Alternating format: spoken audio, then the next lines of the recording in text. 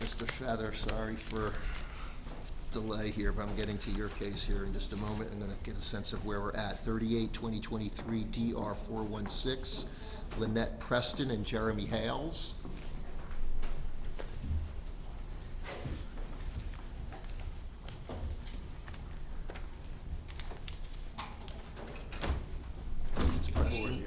To your left. Good afternoon, Your Good Honor. afternoon.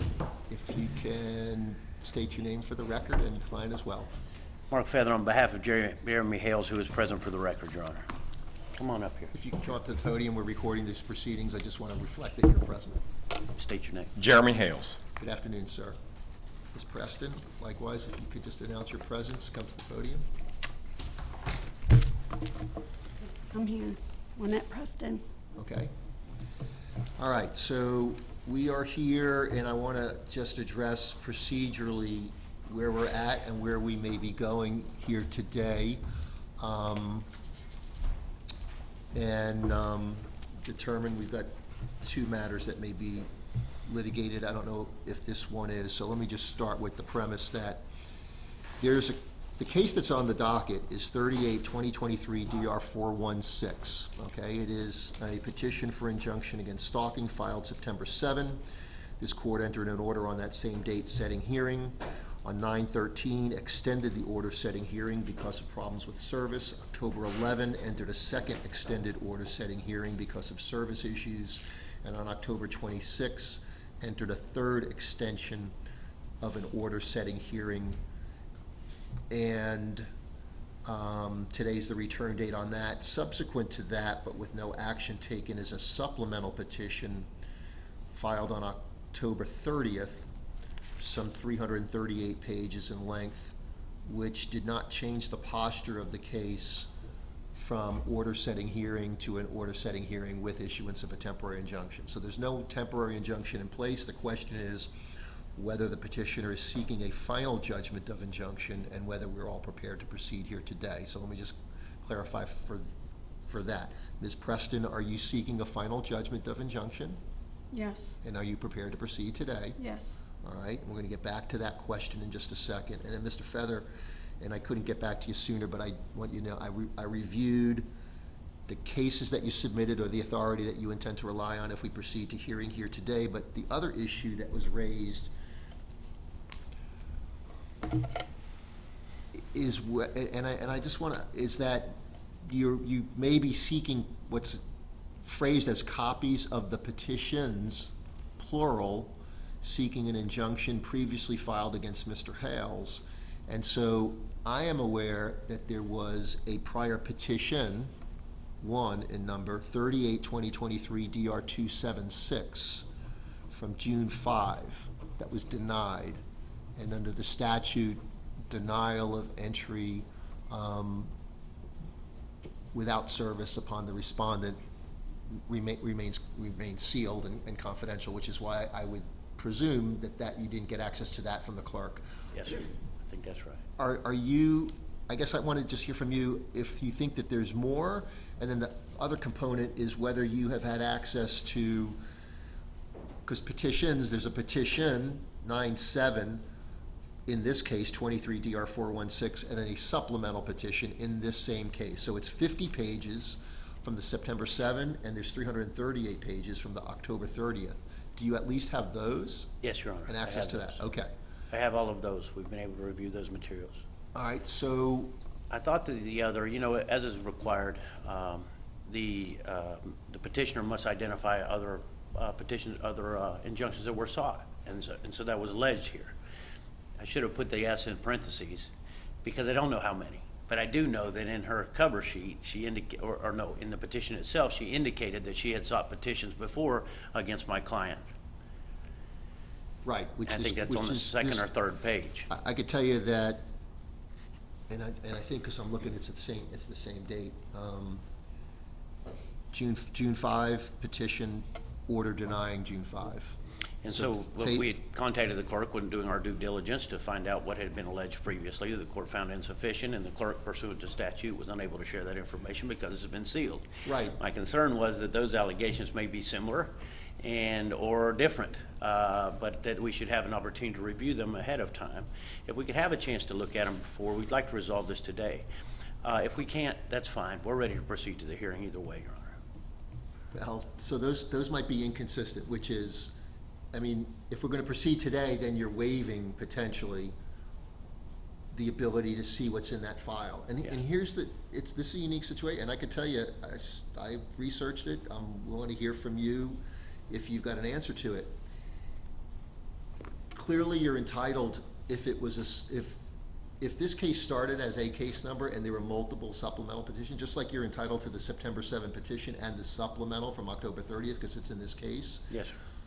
I can't find authority to, in effect, unseal or make it accessible the other case number when the statute and rule applicable to it in a vacuum, looking at just that case, is that because it didn't result in entry of an order and didn't get served, it remains confidential.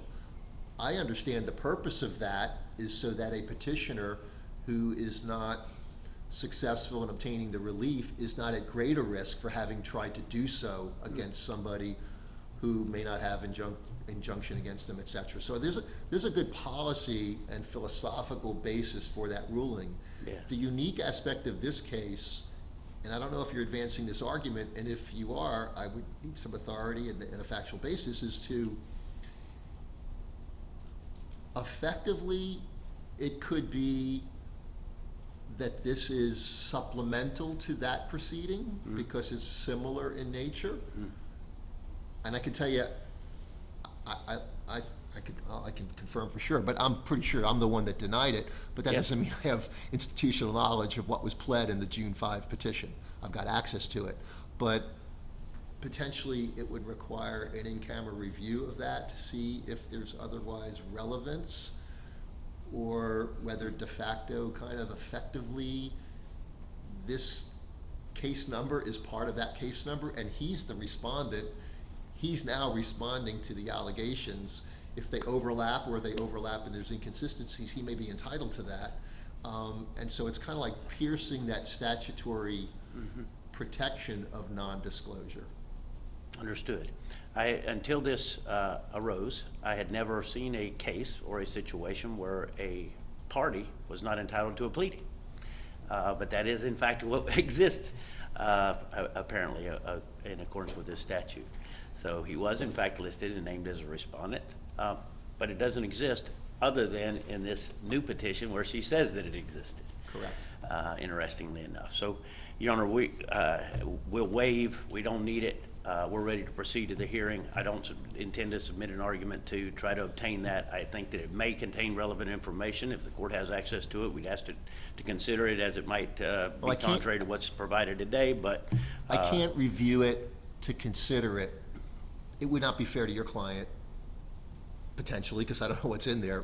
And it wouldn't be fair if it's either going to come in and be exposed or disclosed to you and your client. If you're waiving the ability to get that, which could potentially give you potentially impeachment information, other relevant information, it could lead to other evidence. It could be a discoverable basis, but you'd have to, in effect, what I'm going to call pierce what would otherwise be the statutory privilege of having it under seal. And I understand all that. I can see there may be a basis for that, but if you're doing so, I think we're going to need to litigate that issue, and if the court grants you that relief, we're not likely to proceed today. I can tell you, I know that petition is 16 pages in length. I just checked, and really because I was curious, because I know this one is now 338 plus 50, 388. And so I looked at that just to see what kind of, not that the number of pages dictates much other than how much labor would be required to evaluate it all and decide to proceed. And of course I could question her about it if it becomes, if we needed to, Judge, but may I have just one moment? Okay. You okay?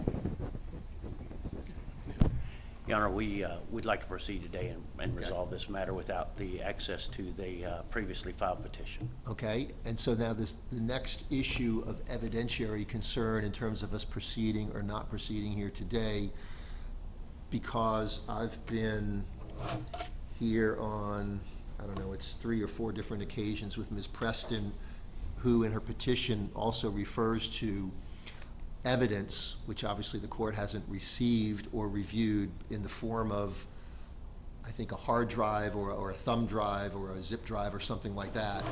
I So, have Ms. Preston, let me- I have videos with me that are on my drive on my laptop and one video on my phone. Okay, and so, I'm not a lawyer. I'm not very good with, well, there's a legal issue, but then there's also just a tech issue. So I already have our tech department prepared if need be. So and I've told you before, I can't receive, a zip drive or something like that and plug it into one of our computers.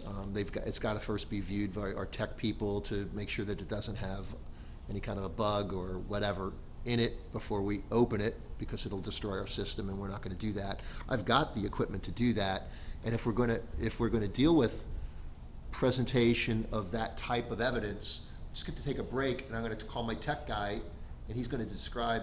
And I think what I'm going to do is plug whatever you have into our system, and then they're going to do a virus detection before it's ever made part of our system or downloaded. And I may maybe using improper tech terms, but nonetheless, we would have to do that. Would it be wise, Your Honor, to consider the laying of the predicate or foundation prior to going through all of that? Because if it can't be laid, then we're wasting a lot of the Sure, we got an court's time. authentication issue as well. So, Ms. Preston, let me just ask you in terms of, do you have witnesses present with you today? no, I had witnesses, but the letters that I provided to you that were from those witnesses to stand up for me, he posted them online and gave out all of their personal information, and so they will not come. They don't want to be a target. All right, so are you going to ask the court to consider those letters? Not if you can't use them. I mean, they're not here. They can't defend it. They were just letters of support on, some of them were fans that are no longer his fans that So, seen what he did and just got disgusted. Mr. Feather, are you aware of what she's referring to? They're part of the 338-page submission, which are letters of support, et cetera. I just want to deal with that issue, which is I read a lot a of letters. hearsay issue on its face. Yes, sir. So, And I know the court didn't consider them, and so, it is what well, it is. I know it's kind of, maybe it's hard to, the court considers what's submitted No, in a different context when I'm reviewing a petition allegation for of the fact. temporary relief than when I am here in the case. So, just like I can be the person, I did a couple of search warrants this week, I could potentially be 3 months later, the judge on a motion to suppress, the judge, it never should have been issued in the first place, and we just kind of compartmentalize or change hats and look at it a different analysis. So, Ms. Preston, if you're not relying on those and those witnesses are not here, it's likely those are all hearsay. It's fine. And they're not going to be I relied don't need upon. them. So my question to you, it's just a matter of logistics. I got one other case substantively. I just want to make sure that if we're going to have to deal with tech issues or whatever, timing issues, so you have no other witnesses, correct? Not at this time. Well, John, This is the time, so if but we're ready. I have a child that has a life-threatening metabolic disorder. We cannot leave her with anyone. So we can't keep her safe that way from catching the virus or some kind of illness. So I can't have my other witness come because he's in the vehicle with the child. It's fine. It is what it is. Well, you might have given me the reason, but without the answer, which is, really, I just want to know if you're the only witness. I'm the only witness for today. Okay. Yeah. What about Mr. Feather on behalf of Mr. Hales? Do you anticipate any additional witnesses? Your Honor, yes, we have 3 other potential witnesses. Okay, and forensics or other evidence? No, sir. Okay. Testimony. So, I'm inclined to to address this issue of whether there's like an, I'll call it an authentication issue to be addressed first on whether the tech is gonna come in. But we may end up having to take a break if in fact those items, The videos are very pertinent to what I'm saying and why I need a protection order. all right, and so give me, again, because I've reviewed the petition and Mr. Feather, I don't think it's any surprise or prejudice. I think you're relying on what is referred to as YouTube videos? One video, no, I made myself, Okay. of something that just happened not even 2 weeks ago. Okay, Another one is a video that I made for a meeting of our town hall meeting, and something that Mr. Hales did to me in that meeting in front of everyone. do you have the ability, you said you had your computer, you have the ability to play those on your device? Yes, Mr. Feather, do you want access to those before they're played? Yes, sir, if that's okay. So what I'm considering, maybe just pass you guys for a moment. It may be that we don't have to deal with the tech issue. It may be that there's not a basis for authentication. It may be that there is, but you've seen them and not been prejudiced by them being presented. So why don't I pass you guys for a few moments here, and I'll address Ms. Monkitrick's other case. It's the only other one remaining on the docket, and we'll focus on you guys. Yes, sir. and we Okay, can- so Ms. Preston, there's an issue of basically both sides knowing what evidence there is, and we can Right. fight about it as the case goes on, but it'll make it tedious. It may be that each side sees it and says, we're okay with it, we just have a different perspective of what it really establishes, and I don't know. So it could be helpful for you if you could boot that up and on the break and where would you like me to do that? show, you guys could just step right outside, and Mr. Feather, as counsel for Mr. Hales, could take a look at what, and then when we reconvene, there may be objections, there may be stipulations even, so let's at least address that in the time that it'll take for me to address this other case, All right. okay? Thank you, Your All Honor. right. You guys can step outside for a moment.